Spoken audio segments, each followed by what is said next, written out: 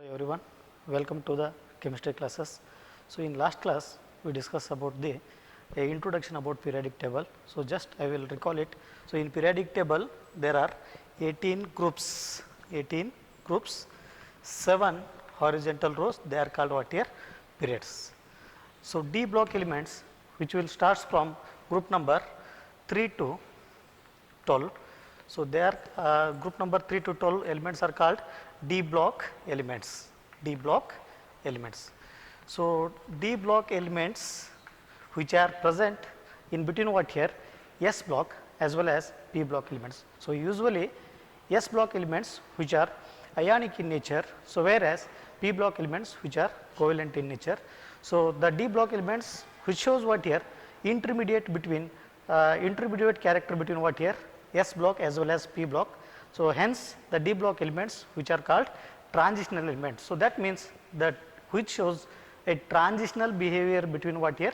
S block as well as that is P block. Hence the D block elements are called what here? Transitional elements. So already we know that the D block elements are, so there are totally 4 series are there. So that is 3D series, 4D series, 5D series and 6D series. So now the 6D series is an incomplete series. So here 3D series, 4D series, 5D series, we are going to stress about this 3 series. Now, so before going to this in detail, so just I would like to recall the definition of D block elements. So already we have seen in previous videos. So D block elements which are which have what here? Partially filled D subshell, partially filled D subshell, they are called what here? D block elements. So we already we observed that, so zinc and cadmium, mercury, so they are not considered as transitional elements, because as we know, so zinc, cadmium, mercury, so these are the they have what here? Completely filled orbitals, hence they are not considered as what here? Transitional elements. And already we just in case of general properties of elements, we have already studied about metallic property, because you know that all the elements which are metallic in nature due to presence of what here? Unpaired electrons. So as the number of unpaired electron increases, there is a formation of what here? That is metallic bond and also covalent bond, metallic bond and also covalent bond. So as the number of unpaired electron increases, the number of metallic bond and covalent bond will be increases. So now here we know that the in case of what here? D block elements. So I will here this is an atom and here also one atom. So the atom having outermost electrons which will revolve around the nucleus. Now here what happened? The electron which is shows what here? Attraction toward this atom, and here also the electrons which is present at the outermost cell which will show attraction towards this atom. Hence there is a strong interatomic attraction, so that leads to forms a strong covalent bonds or metallic bonds. So due to that presence of strong covalent and metallic bond, the D block elements which are hard in nature, having what here? High melting point and boiling point. The here also we observed that in case of D block elements which have what here? A special characters, so like, so they will show what here? Malleable character and ductile character. So as I told previous class, malleable means what here? When we put a pressure, when you put the pressure on it, so we will get the D block elements in the form of sheets, so without any breakage or any crack. So that property is called what here? Malleable property. And ductile means what here? So when we hammered on it D block elements, we will get the D block elements in the form of what here? A thin wire. So that property is called what here? Ductile property. So these two are the very interesting property of D block elements. So after this we will move for the next general property, so that is melting and boiling point. Melting and boiling point. So in case of 3D series, so scandium, titanium, vanadium, chromium, manganese, iron, cobalt, nickel, copper, zinc. So this is an 3D series. Now when we go for the melting point and boiling point, so what happen? The melting point and boiling point increases at the beginning. So up to what here? Increases up to chromium. So after this, what happen? Melting point and boiling point of the 3D series decreases. So this is due to fact that what happen? So if you observe for the scandium, we have electronic configuration, that is argon 3d1 4s2. Now in case of titanium, we have argon 3d2 4s2. So here from scandium to up to middle, so what happen?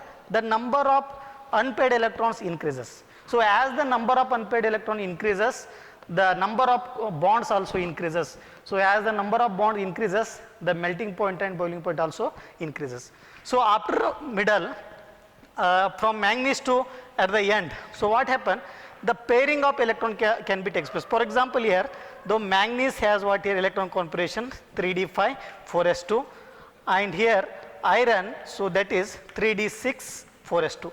Now in case of Mn, so we observe that, so d5 it is exactly half filled, So this is electronic configuration of manganese. So in case of iron, what happen? The d orbitals, which has what here 6 electron, so the 6th electron enters into here. So what happen? The pairing of electron can be takes place when we move from middle to at the end. So due to this pairing of electrons, the number of availability of unpaired electrons become decreases, hence melting point and boiling point. Here what happen? Decreases.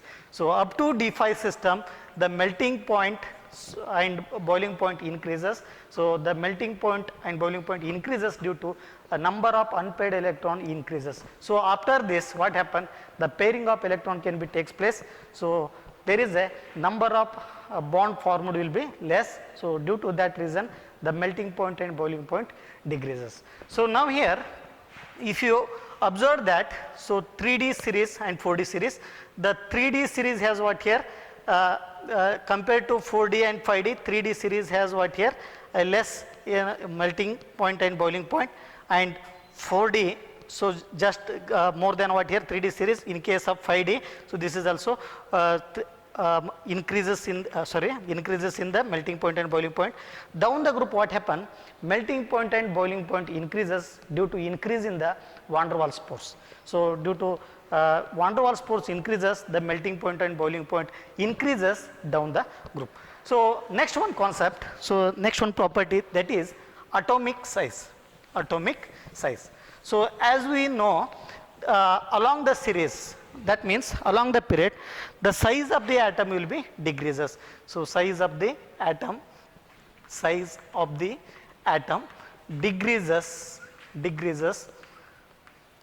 along the period. So size of the atom decreases along the period. So this is fact that, so when we move from scandium to up to zinc, okay. So what happen? Due to increase in the effective nuclear charge along the period, scandium, titanium, vanadium, chromium, manganese, iron, cobalt, nickel, copper, zinc. So what happen here? On moving this along the period, so the size of the atom, what happen? Decreases due to increase in the effective nuclear charge. Increase in the effective nuclear charge. So the electrons start entering into the same subshell.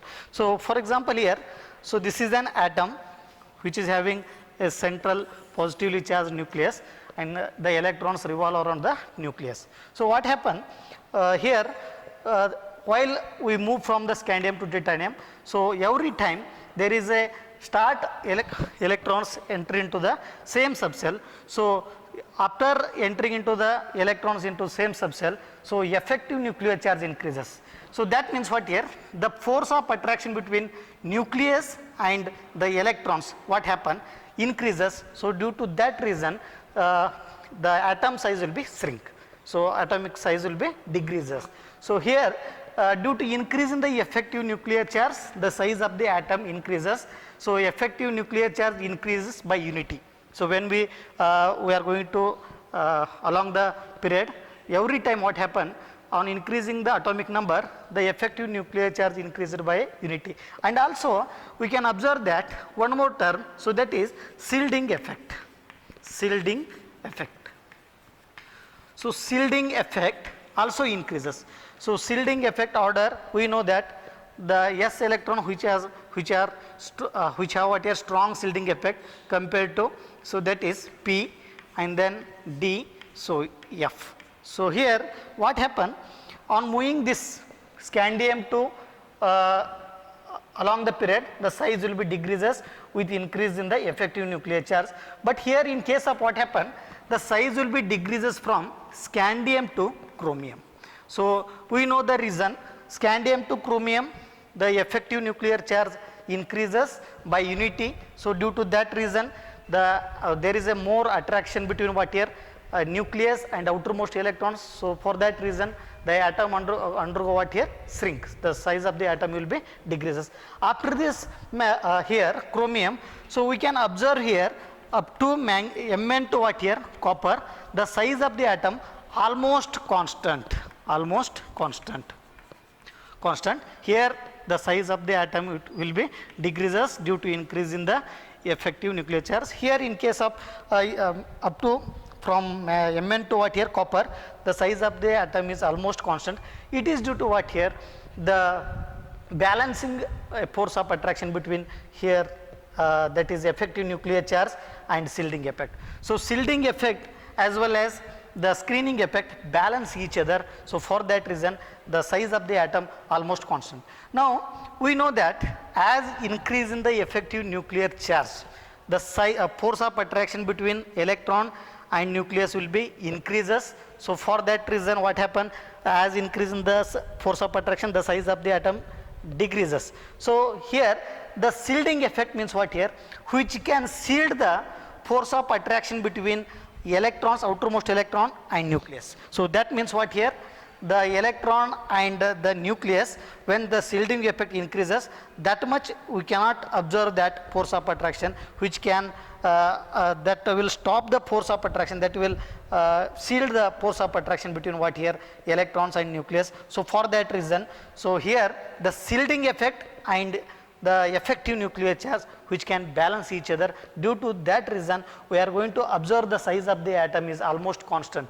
So at the end of this period, so we can observe that there is a slightly expand in the size, slightly expansion in the size. So this is fact that, so at the end of the series, so we know that the electron which is present at the atom, so when we are going to add more electrons, so in that what happen, there is a electron repulsion.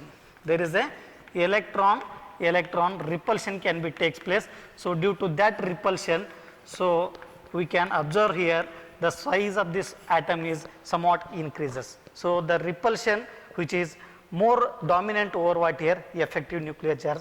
Hence we observe that up to scandium to chromium, the size of the atom will be decreases due to increase in the effective nuclear charge. And after this chromium, we can observe here almost constant size up to copper. So this is due to what here, a balancing between what here, shielding effect and effective nuclear charge. So after this, at the end of this series, we are going to observe that there is a slight increase in the size of the atom. It is due to what here, electron repulsion. Okay. So here this is an concept of what here, atomic size. So next one, ionization enthalpy. So as we know, ionization energy or ionization enthalpy. So ionization enthalpy or energy, it is defined as the amount of energy required to remove the outermost electrons. It is called ionization enthalpy or ionization energy. So consider here it is an atom which is having a central nucleus, and these are the cells which and the electrons are revolve around the nucleus. So now this is an outermost cell. Here we can observe that we already know that there is a force of attraction between electrons and central nucleus. So the energy required to remove, required to remove the outermost electrons from an isolated gaseous atom is called ionization enthalpy. Now, whatever the energy required to remove these electrons, so that energy is called ionization energy. Now, we know that from scandium to zinc, the size of the atom what happened? Decreases. The size of the atom decreases due to increase in the effective nuclear charge. So, here as we move along the period, the size of the atom what happen? Decreases. Okay. Now, here in I will take it as scandium and this is titanium. Okay. So, now here in case of this scandium, the amount of energy required to remove this electron is somewhat less. Now, in case of titanium, somewhat more, because the size of the atom is less compared to what here scandium. This is due to fact that we know that by observing this, here we can observe that there is a less force of attraction between nucleus and electron. And here we are going to observe that there is a strong force of attraction between what here? Electrons and nucleus. So, here what happened? Due to this fact, the electrons which is well protected by the nucleus because it is very near to it, and here the electrons which is very far from nucleus, so we can easily remove this electron. Hence, by considering this fact, from scandium to zinc or along the period, what happened? The size of the atom will be decreases, hence the amount of energy required to remove the electron also increases. So, along the period what happened? The size will be decreases, the amount of energy required to be electron will be increases. So, as I told, as atomic size increases, the effective ionization energy will be decreases. So, as atom of the size of the atom will be decreases, the amount of energy required to remove the electron is more. Now, here in the case of small atom, we observe that there is a strong force of attraction between electron and a nucleus. So, this is the size of the atom is smaller. This is due to what here, which have what here, a strong more effective nuclear charge. So, for that reason, as small atom which require what here, more ionization enthalpy. So, down the group what happen? The size of the atom increases. So, we know that down the group size of the atom increases. So, this is due to what here? Addition of extra subcells. So, here, so if you observe this down the group, what happen? The size of the atom will be increases due to addition of extra subcell. So, this is due to fact that along the period the size of the atom decreases, ionization enthalpy will be more. Down the group the size of the atom increases, ionization enthalpy will be less. So, this is the concept of what here? Ionization enthalpy. Now, here next one, oxidation state. So, oxidation state, so it is a special property of d block elements. So, usually d block elements which shows what here? Variable oxidation state. D block elements which shows what here? Variable oxidation state. So, here we can observe that the d block elements which shows variable oxidation state. So, I will take one 3D series only: scandium, titanium, vanadium, chromium, manganese, iron, cobalt, nickel, copper, zinc. So, now here d block elements, especially in 3D series, the scandium which shows what here? +3 oxidation state, and highest oxidation state shown by what here? Mn. So, here what happen? If you observe that,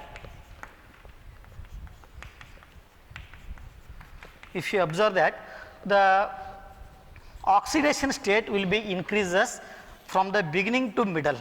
So, the beginning to middle the oxidation state increases this is due to fact that the participation of what here? Both the electrons. So, both means what here? n-1 d electrons and ns electrons. So, the maximum oxidation state is nothing but what? Here the d electrons as well as ns electrons that will take part in the bonding. So that here the highest oxidation state shown by the Mn element. So this is highest oxidation state is nothing but what? This is due to the n minus 1 d electron as well as ns electrons take part in the bonding. So when the d electrons and ns electrons both will take part in the bonding, at that time the element which exhibit what here? Highest oxidation state. So after this what happen? After Mn, the oxidation state goes on what here? Decreases. So this is again due to what here? After Mn, the pairing of electron can be takes place. Pairing of electron can be takes place due to fact that what happen? As the number of unpaired electron is less, the oxidation state will be decreases. So the minimum oxidation state shown by the element, that means what here? Only ns electrons can be take part in the bonding. Electrons take part in the bonding. Take part in the bonding. So